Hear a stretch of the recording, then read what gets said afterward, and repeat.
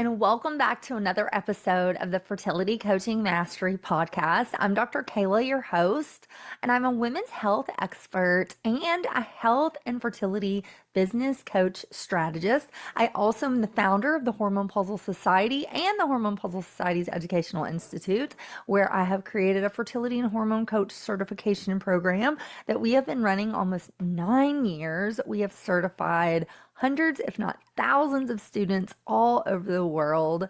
And I'm just always so grateful that you have decided to spend your morning or afternoon or evening with me and you are listening to this podcast. And I cannot be more thrilled about today's topic because it's one I think a lot of people silently struggle with.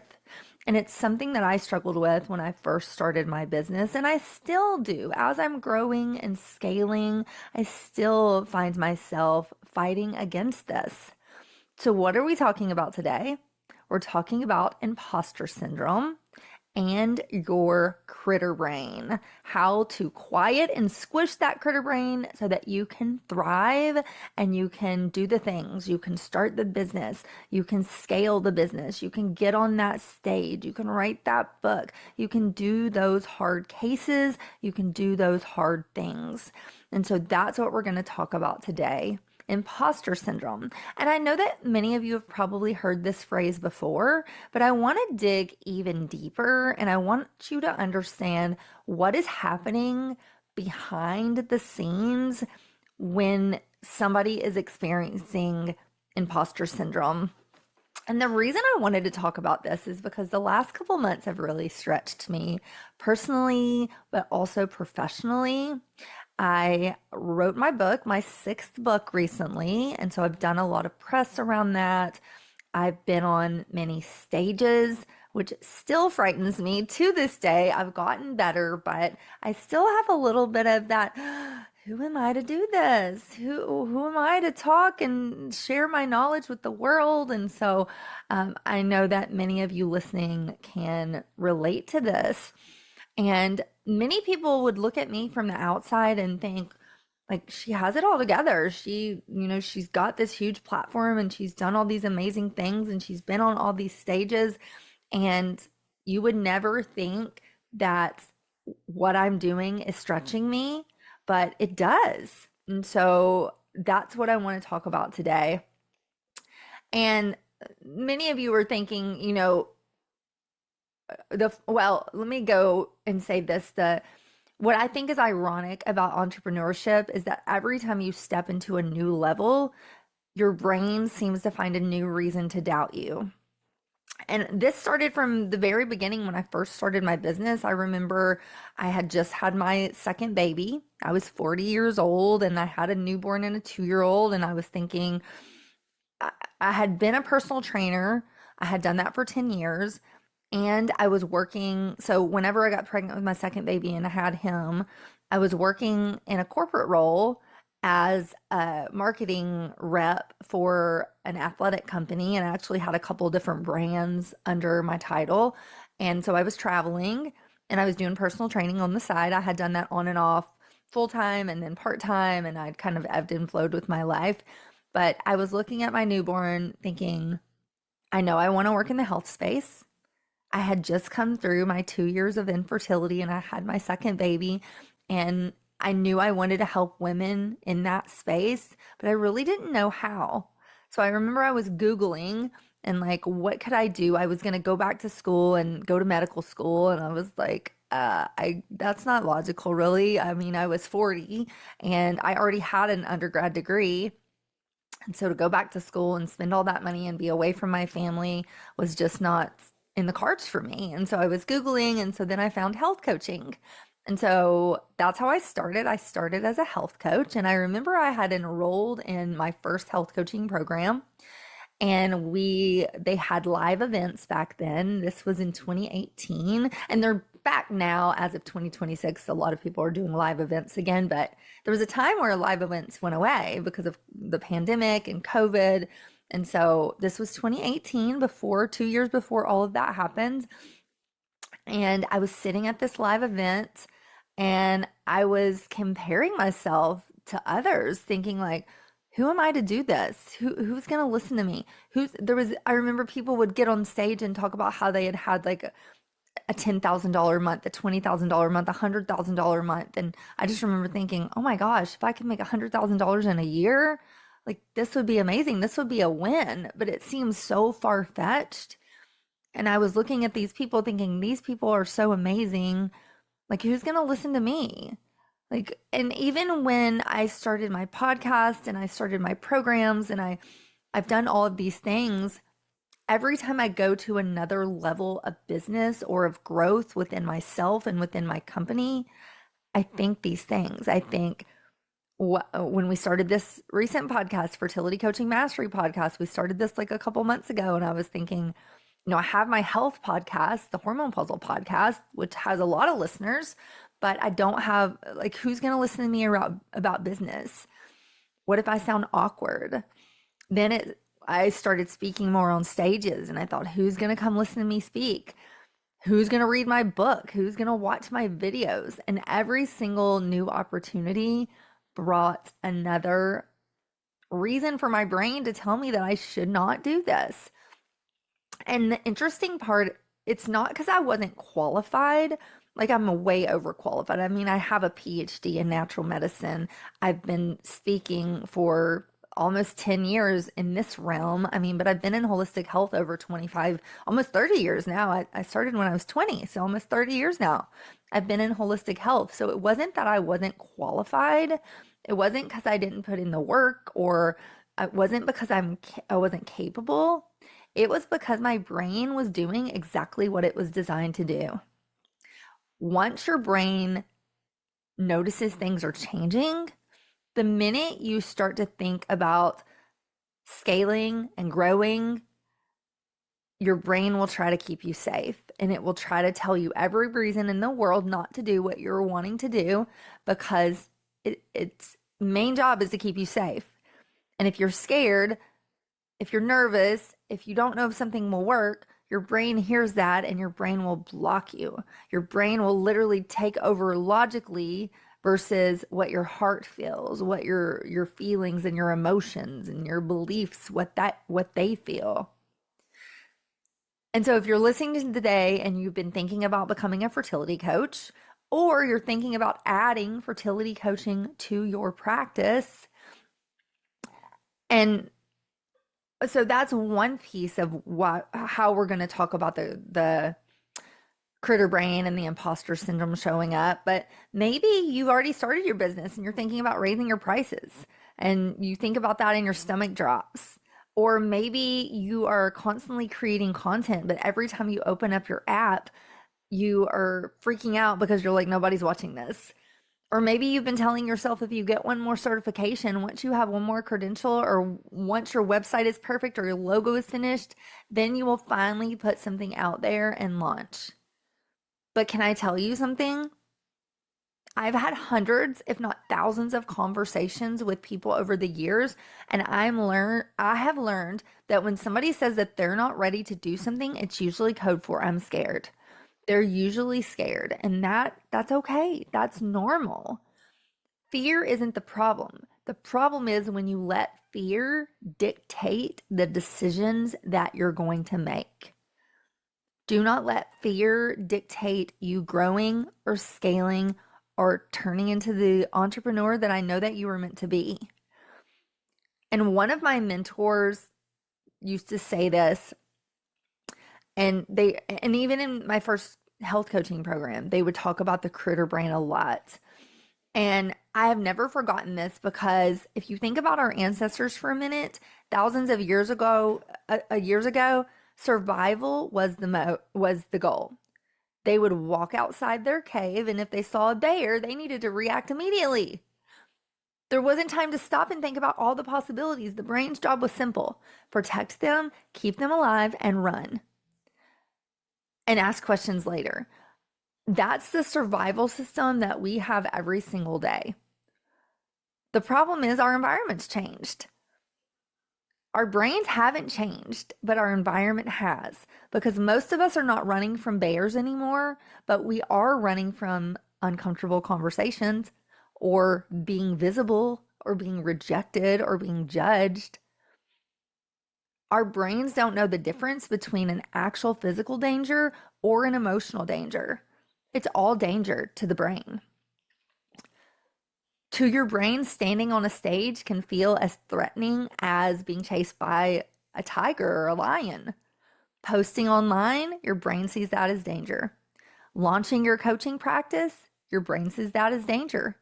Raising your prices, going live on Instagram or Facebook, speaking on a podcast, speaking on a stage, writing a book, going up for that promotion, doing a sales call with a client. Every single time you step outside something that's unfamiliar to you, your brain is going to raise red flags. Your critter brain is going to say, wait, stop, don't do that. You're not good enough. You can't do this. Who are you? Who do you think you are? And you'll also start to notice you'll hear that inner dialogue start saying things like, well, what if this doesn't work? What if people judge you? What if somebody asks you a question on a sales call or on a coaching call that you don't know the answer to? That one used to get me all the time. I would think, I have to know everything. And if they ask me something I don't know, they're going to think I'm an imposter. Or what if you fail? Have you ever noticed that those thoughts will start to show up right before you're about to do something big and important? I know it does for me. And it's almost predictable at this point. So whenever you're about to do something that feels a little stretch, it's a stretch goal, it's outside of your comfort zone, and maybe it's going to be a meaningful next step, that voice gets louder. It's almost like your brain is saying, hold on a second, we've never done this before. Maybe we should just stay where we're at, where we're safe. But the problem is, if I had listened to that voice, I never would have gone back to school. I never would have left my 9 to 5, my corporate job.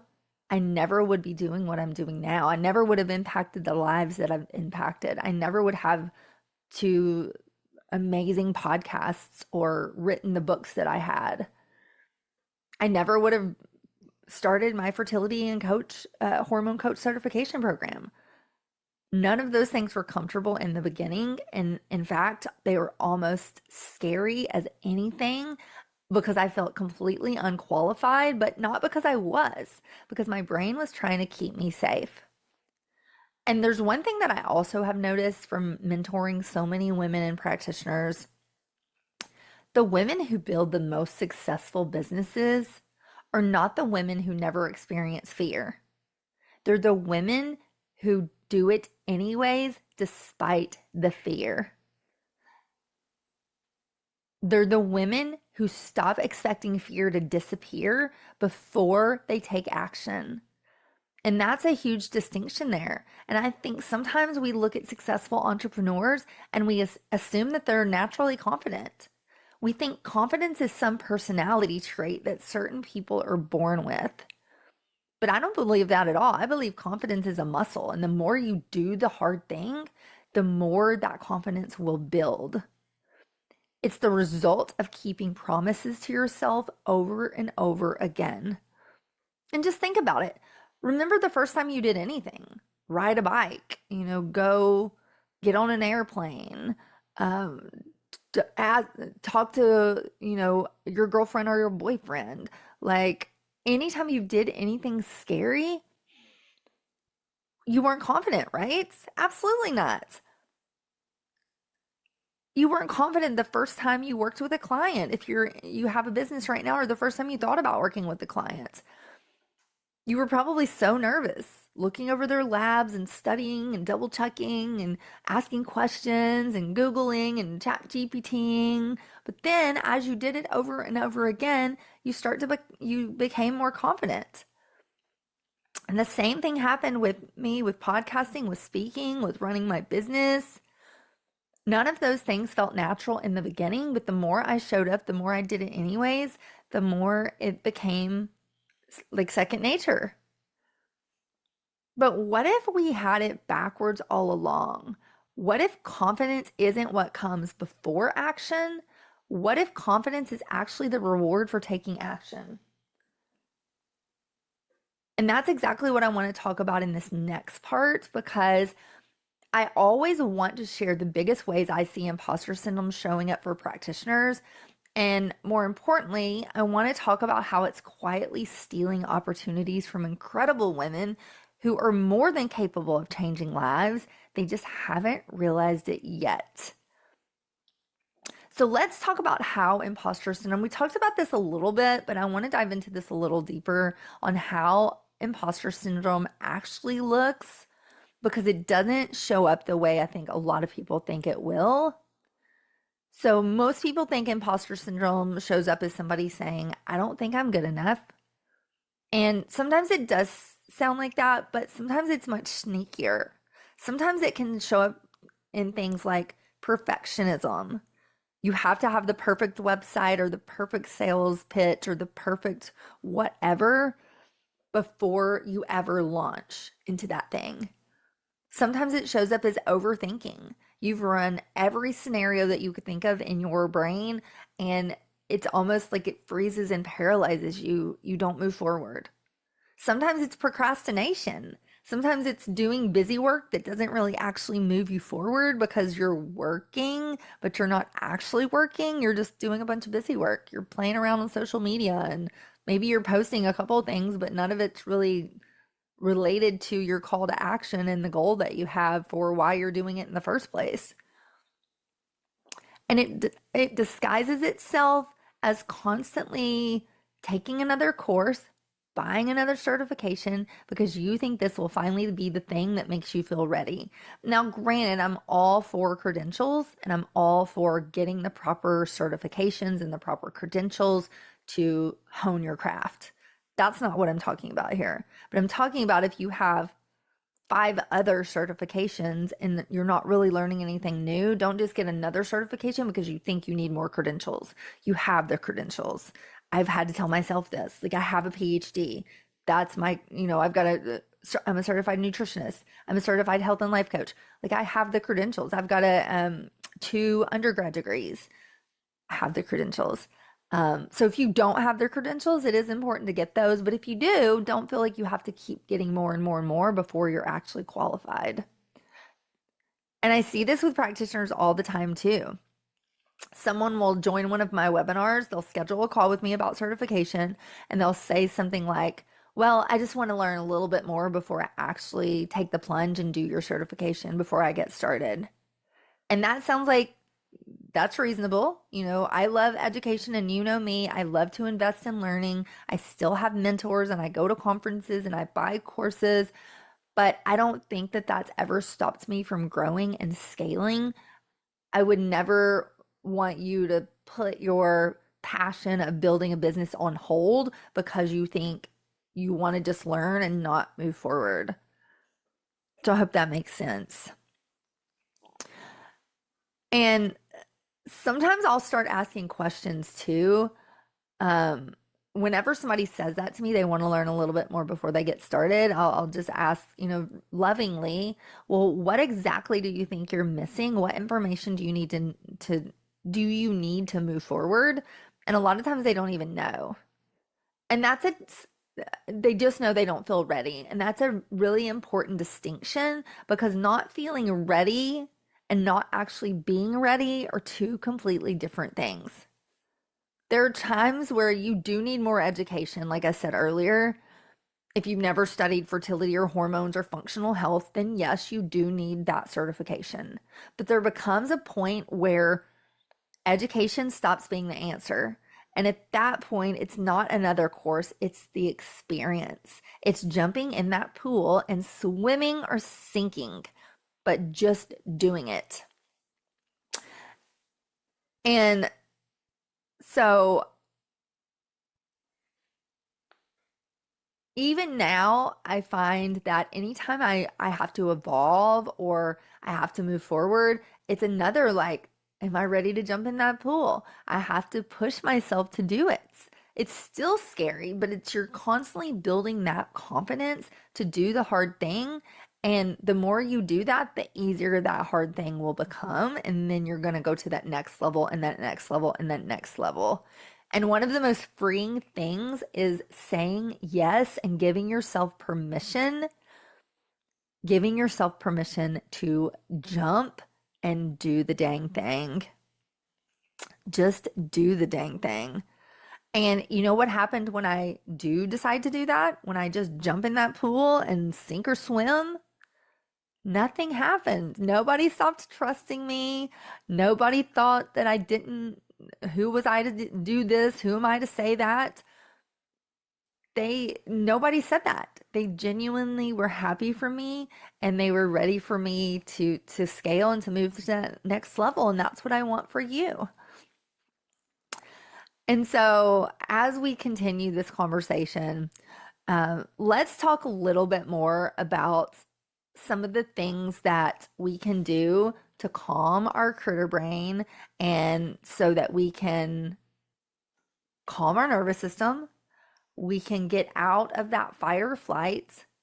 We can tell our bodies we're safe, even though logically we might not feel safe because we're taking a risk and we're making a big jump and we're doing something scary. But physiologically, inside, we do feel safe because we built this muscle over and over again where we're like, that's hard. I know that what that feels like. So now I'm going to do it anyways, and I'm going to just get better and better and better. So let's talk about some ways that I love to calm my nervous system and get out of that fight or flight.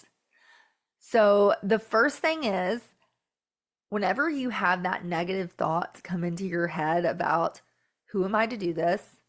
That's scary. I don't know if I can do that. Who's going to trust me? Who am I to say that? Who am I to speak on that stage? Who am I to write that book? Who am I? Who am I? Who am I? Anytime you find yourself saying that to yourself, I want you to flip that around to the positive. And I want you to say, well, who am I not to do that? Like, I have to do that. Who am I not to do that? Of course, I'm going to write that book. I'm Dr. Kela. Of course, I'm going to get on that stage and share my message with the world because so many women and couples need to hear it. Of course, I'm going to do that hard sales call to enroll that perfect client that I want to work with. So I want you to flip it around to the positive. Instead of saying, who am I to do that? Say, who am I not to do that? Flip that around to the positive. And maybe don't use the word not because that's a negative word, but you get my point. Like, of course you're going to do that. Of course this is going to be great. Of course you're going to get that dream client. Of course you're going to get that dream. You're going to write that dream book and it's going to be a bestseller. You're going to get on that dream stage and everybody's going to love it. Of course. Of course. So flip it around to the positive. The second thing is do something to calm your nervous system every single day. One of the things that I like is called the 222. And this will feel a little uncomfortable when you first start doing it, but I just want you to do it anyways. And put it on your schedule. It's going to take you 6 minutes every single day. I don't want you to skip it. I want you to do it for 30 days. 2 minutes of sitting in silence.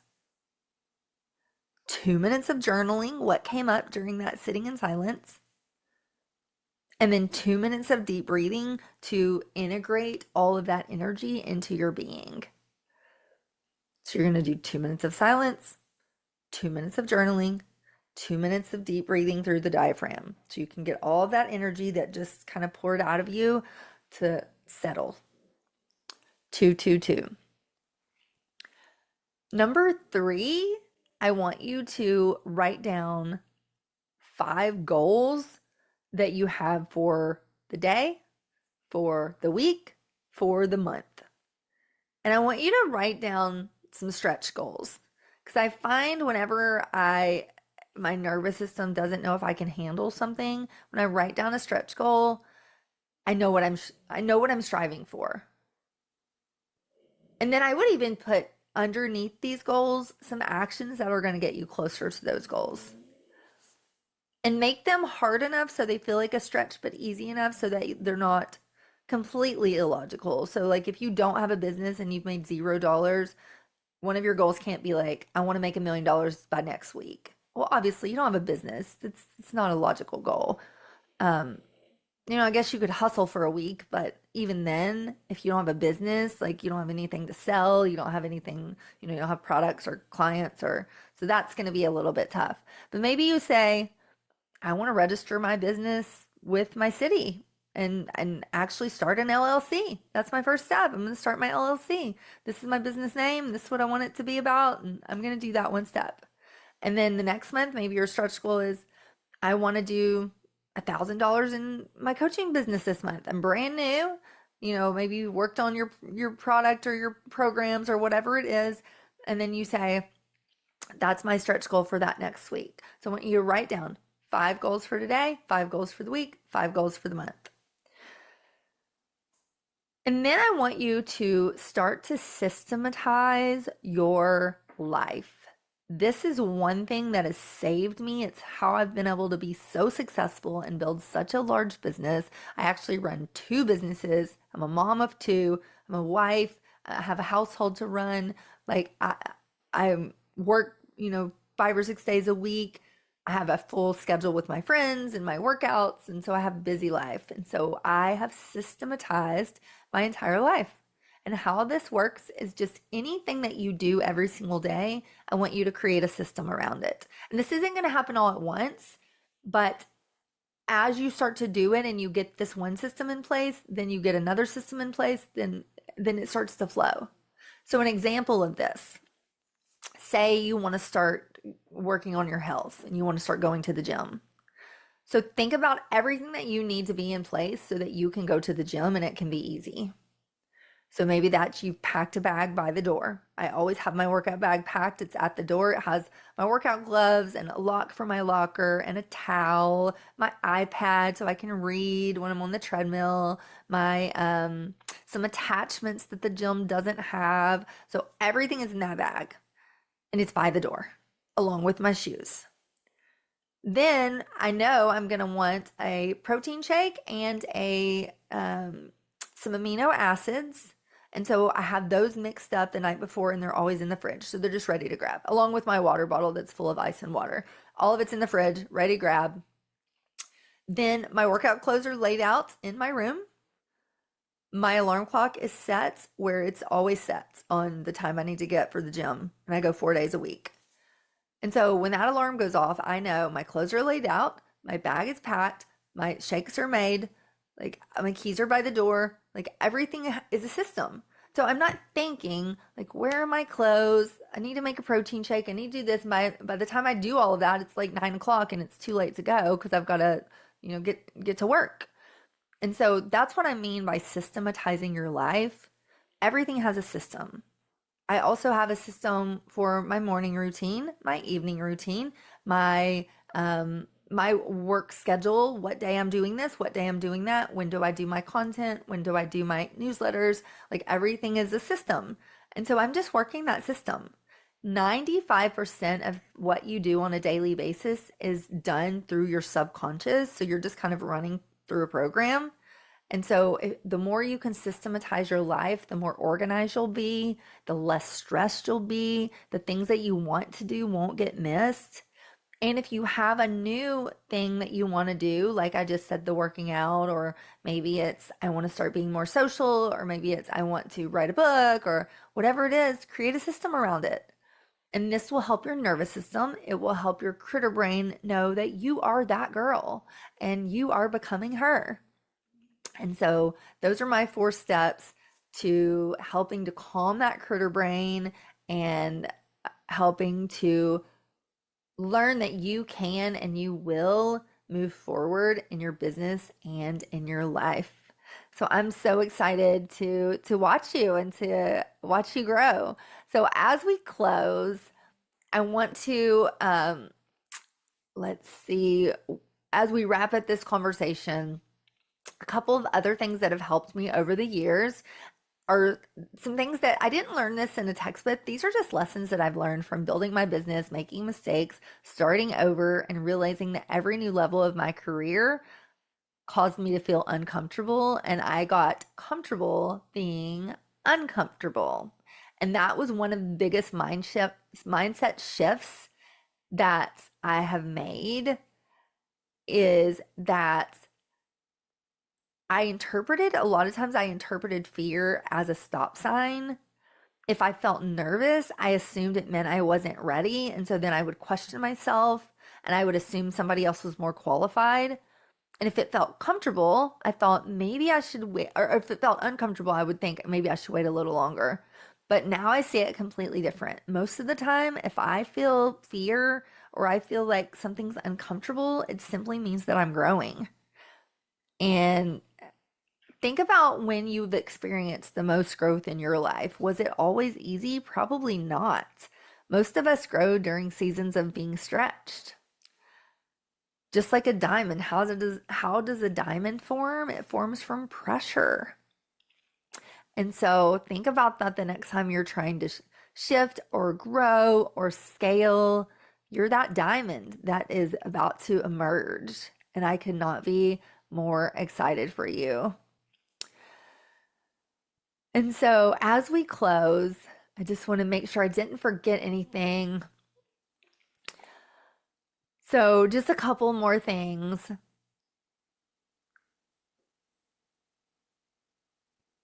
Well, I was just looking at my notes here and seeing if I forgot anything I wanted to talk about. I think just a few more things. Stop waiting until you feel fearless. Stop waiting until you think everything has to be perfect, until you believe that you've earned the title of expert.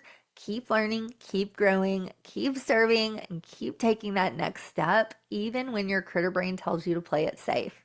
Because I believe that you are called to do this work.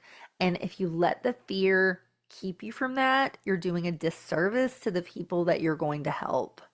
So thank you for spending the day with me or this last 30 minutes. If this resonated with you, I would love for you to share this with another practitioner who needs to hear this message. And if you're ready to stop guessing yourself and finally build a fertility and hormone coaching business that you've been dreaming about, I want to invite you to learn more. So the first step in that is to take our assessment. Is fertility coaching right for you? So this is a little 2 to 3 minute questionnaire that I have put together just to ask you some questions about where you're at, where you want to go, and see if fertility coaching is your next best step in your career. Whether you're just beginning to think about starting this business or whether you're already working in wellness and you just want to add fertility and hormone health to your practice, the first place to start is the assessment. So thank you for listening. I hope you found this episode helpful. If that critter brain is stopping you from doing what you know you want to do not listen to it. Know that it is just fear trying to keep you stuck, and do the hard thing anyways, because you deserve it. You are the diamond, and I am so proud of you. So thank you for listening. I hope you enjoyed this episode, and I hope you have an amazing week. I'll see you back here next week, and bye for now.